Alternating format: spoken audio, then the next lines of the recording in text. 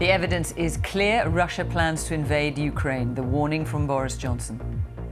As Russia continues war games on Ukraine's border, diplomatic efforts are redoubled. The Prime Minister has talks with the US President.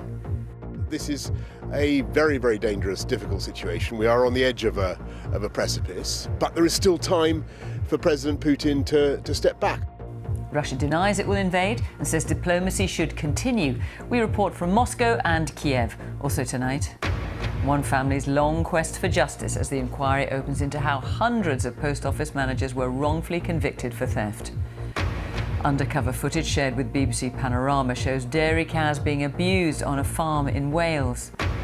The 15-year-old Russian sensation of the Winter Olympics is controversially allowed to continue competing despite failing a drugs test. Ghostbusters. Hey, anybody see a ghost?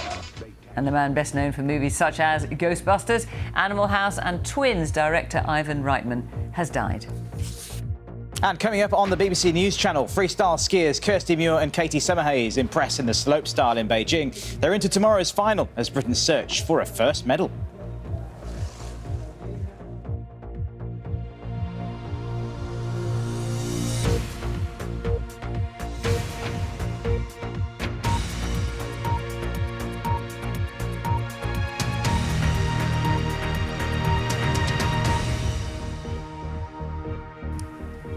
Good evening and welcome to the BBC News at 6.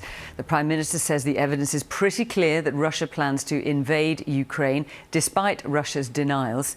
The UK has joined Western nations to again make it clear to Moscow that any military action will result in sanctions that would have serious consequences for the Russian economy.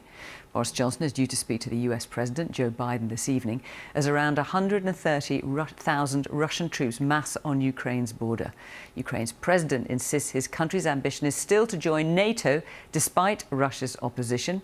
Russia, for its part, has said diplomatic efforts to resolve the crisis should continue and even be stepped up. With more, here's our Eastern Europe correspondent Sarah Rainsford.